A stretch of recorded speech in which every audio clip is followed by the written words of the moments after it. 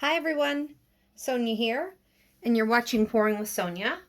And last night I did a flip cup, and I didn't have my tripod handy, and so I didn't record it. I was just doing a quickie little background pour. It turned out pretty nice. I'll show it to you.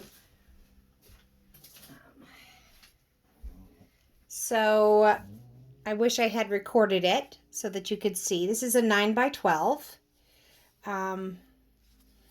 And I'm doing it as a background pour for, well, I was doing it as a background pour for a Buzz Lightyear, and I was going to have him flying, you know, like wings out, flying towards you. So I did kind of I drug my cup through it a little bit so that it would create kind of space, you know what I mean? And the final frontier. But the person I'm doing this Buzz Lightyear for, she doesn't like that. She doesn't want as much white. But she told me before she wanted more white and not as dark as my other Buzz Lightyear background. So I don't know. I'll try one more time. And I won't drag my cup through it so that it doesn't bring that white up to the surface. So I thought, well, this is a perfect opportunity for me to videotape it. So what I've done is I've mixed up my same three colors. My pouring medium for this flip cup is just 70% glue and 30% water. That's it. It's the Elmers Glue All, 70% glue and 30% water. Nothing magic there. It's just the Elmers Glue All, no magic glue, nothing else added. The colors I used are the Artist Loft Flow acrylic. Now the Flow acrylic is already a little bit thinner than some of the other paints I use. So the ratio for the Flow acrylic, I only did 7/8 ounce of the pouring medium. And then I filled the rest of my cup up with paint. Each of my cups has 2.25 ounces of mixed paint.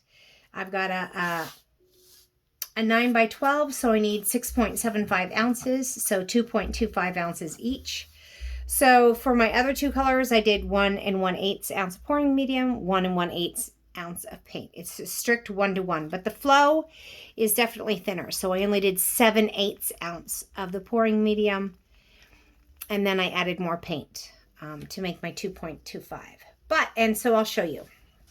Here's my consistency for the Flow acrylic. I like it nice and thick for the flip cups. So you can see that's quite thick. You can see how it's leaving a mound on top of a mound on top of a mound before it drops down. And that's what I like. Now, full disclosure, if you have it that thick, your cells are going to be, the paint could have a little treble coming up through them. And I don't mind that. I kind of like the cloudy look. So you can see like right here on these few, how you've got that kind of cloudy white. That's because I mix it a little thick. See this right here? So you could thin it out a little, but I would maybe, I don't ever like my paints to go too thin, because I think then that the cells, when you stretch them, they get all out of whack and your paints get muddy, and I'd rather have them a little thick, and I don't mind that kind of cloudy look. I actually kind of like it. So I'm just telling you though, experiment with the thickness of your paints. That's my preference, is a pretty, probably way thicker than most y'all like. Now the other colors I used are this Liquitex Cerulean Blue, quite a bit thicker than the Flow acrylic. And then I have this Lucas Crystal Studio, and this is their indigo. I love it. It's like this really dark, deep purpley blue. But I'm going to show you these 1-to-1 ratio, and they are just as thick as anything. Super thick. Like that mound isn't even going down.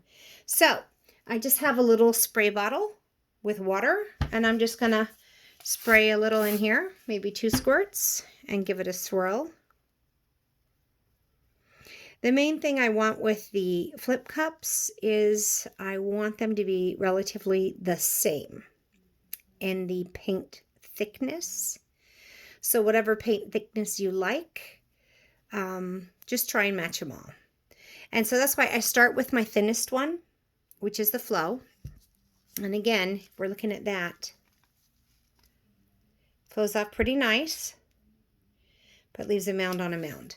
So that's the consistency I want to get to. So whatever, if you're going to do a pigment, and that's your thinnest, you want to mix that one up first, get it the thickness you like, and then make your other maybe tube paints or different things match that consistency, kind of a thing. So I'm just adding a little more water, scraping my stick here.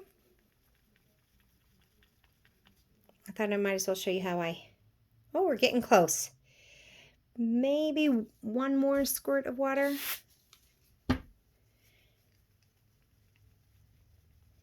And you can tell when you've been doing it a while by how it feels when you're stirring it around. You can tell by how it drips off your stick. And you can tell by the mound that it leaves. Oh, that's about perfect. That's about the same. Can you see that? I don't want to drip it out, but a little bit harder to see in that dark cup. But it's the same. Yay! And now this one's going to be quite thick too, maybe even thicker than the Liquitex. Like it's stuck on my stick. It's barely even coming off. So I'll probably start with like 3 squirts here. So I think on that Liquitex I needed at least 3.5 or 4 squirts of water. So I'm sure I'm going to need that here. I don't know. So you may not need to see this part, and so you can just skip right over it and get right to the flip cup if you want to.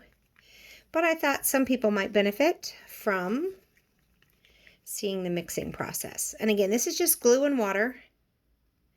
So now it's coming off a little better, but I want it a little bit thinner still. I'll do one more squirt of my water. And I just use the water bottle because then, I used to pour it out of a bottle and then I would accidentally slip and put a little bit too much in, and then it would be too thin. And so I just find that helps me have a nice little controlled disbursement of water. Okay, let's get this back here. I don't know if you can see that at all. It's so dark, but it's just about right. I think I could use, let me just see.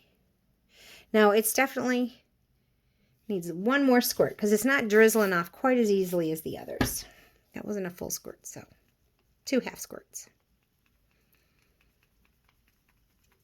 I know this is kind of boring. I'm aware of the fact that I'm probably boring you all to death. But let's see what we've got now. Better. It's drizzly. All right, so I've got my 3 paints that are relatively the same consistency.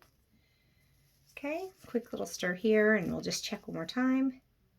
And of course, if you mix up your paints before, which is really what you should do to get the air bubbles out, then when you come back to them, you need to give them a good stir and check for consistency again, because then they will sometimes, they'll always thicken up over time.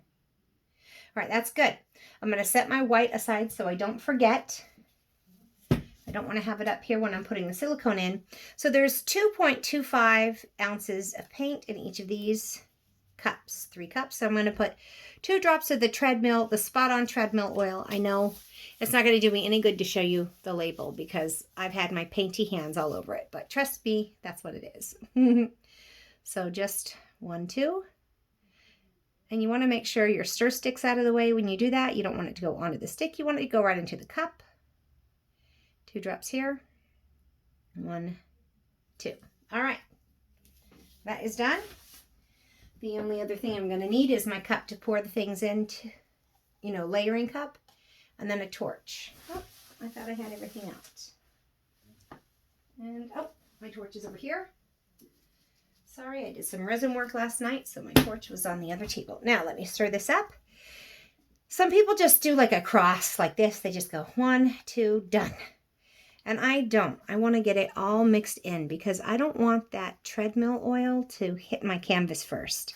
If it does, you're going to get that pitting in your canvas where the paint's going to pull away from it. So I don't mind stirring it up real good. Everybody's got their own different theories. If you stir it too much, you'll just get small cells. I haven't found that to be the case, but I think that has to do with your paint thickness, consistency, and layering more than anything, but I don't know. This is all theory and experimentation anyway. So I like to stir mine up pretty good. Now we're going to layer, and I'm going to do a little less than half here because I'm going to sandwich it between 2 layers of white, but I want white in the middle too. And then about half of this cerulean blue.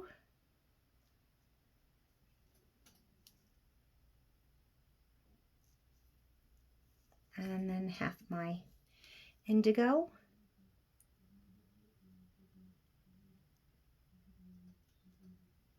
Okay. Now I'm going to put a layer of white in here.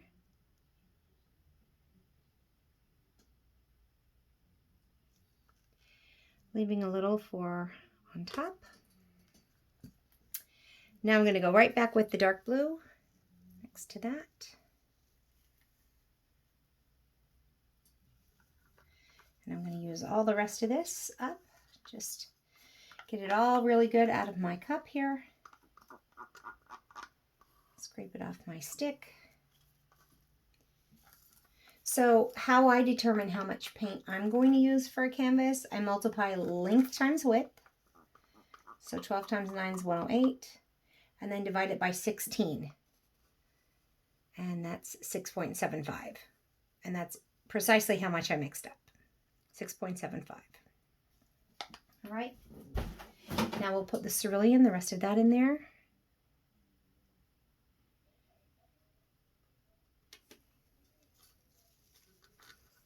Okay.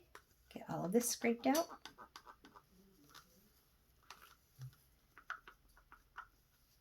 I'm sorry if I'm boring some of you. You can skip straight to the fun part of watching the cells pop up if that's what you want to see. But I learned, like most of you learn, by just watching YouTube videos. So I like to try and kind of be instructional because I got so much help from the internet. And some people are just really good at teaching. And then some just show the process, not the instructional part. And that's fine too. You need it all, right? Just watching the process ones, just watching it be flipped gives you inspiration for colors you might want to try and techniques you want to try. All good. YouTube is so useful for everything. So I was so busy getting my Etsy shop up for like the past month and a half. Oh my gosh, I had a year and a half worth of paintings though to resin and varnish and then take pictures of and create listings for. And I've got over 200 listings now. But oh my gosh, that didn't leave a lot of time for painting. So it's nice to be painting again. I've got a couple commissions lined up of things I don't typically do. I don't do palette knife paintings for other people, but I got a couple of those lined up. They are fun though. And then I do a lot of abstract, and I've got like kind of a realistic one. I'm like, yo, that's not my forte. So we'll see how it goes. All right, here's our nice little cup of 6.75 ounces. Some people are so good at ninja flipping it over. I'm not, so I'm going to cheat and do it that way, where I put my canvas on top and then flip it over. We're going to give it just a couple minutes to let some of this paint on the top come down. Now, one other thing you can do if you want, before you put, here we go, I'll show you. Before you put any paint in there, you can spray your cup with a silicone spray. And I do this in the summer when I can open the windows. Right now it's quite chilly and it's raining outside right now. But at least it's not snowing. It was snowing the other day. But if you do that, and I'm talking just a that's really all you need, into your cup, like that. And then you can even wipe it with a paper towel once you've sprayed the silicone. But full disclosure, it really does smell. That's why I want the window open. But then you'll see, when you flip this over, that paint literally releases. Like, you can see the clear plastic bottom. There's nothing left. You get all your paint out. It's kind of fun. It's kind of fun to watch. All right, so I think I'll move this, well, yeah, I think I'll move it over a little bit this way, and we're just going to lift and pull a little bit, but I'm not going to flip my cup through it.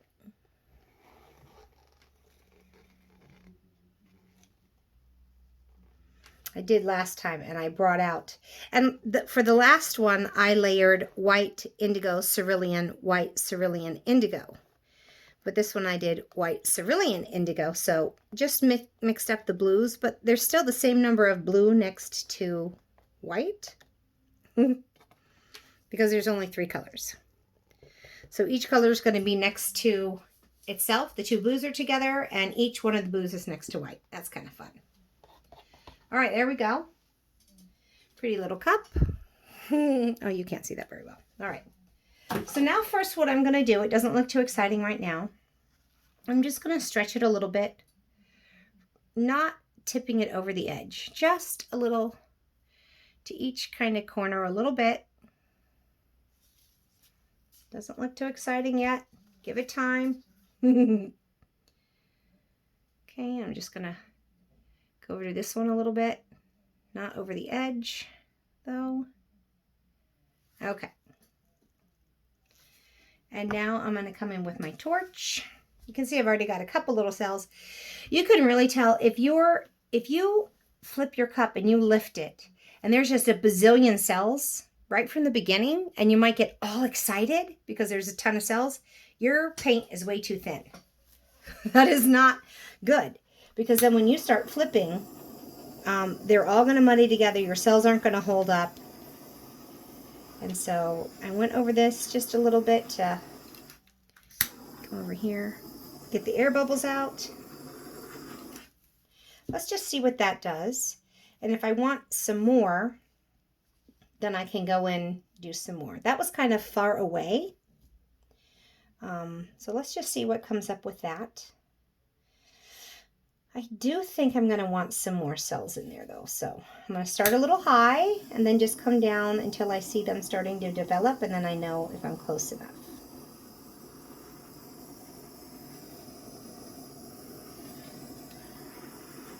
I really like it when I drag through it because I like having that point of interest, but it's not about me.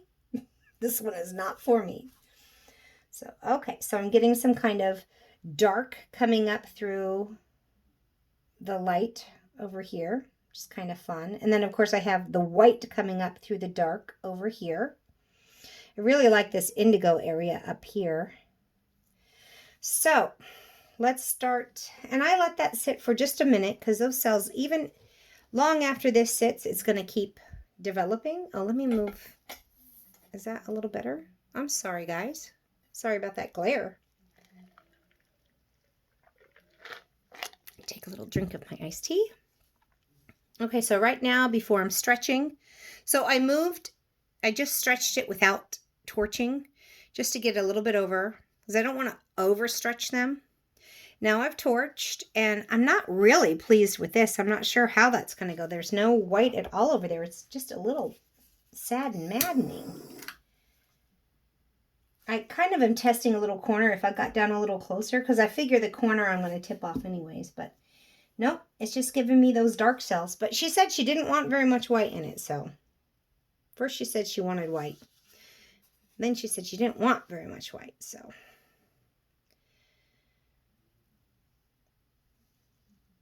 We're just going to start moving them back and forth, back down to the corners. Okay, we'll get it right off the edge here. Good. Bring it back. We'll go to the other corner over here. These are kind of some pretty cells over here. I don't know, those are a little ghostly. I kind of think they're cool.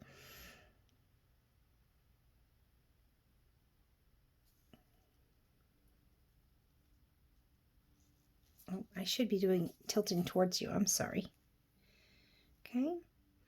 Just gonna kind of, I don't want to lose all those over there, so let's just kind of pull that over and bring it back. Okay.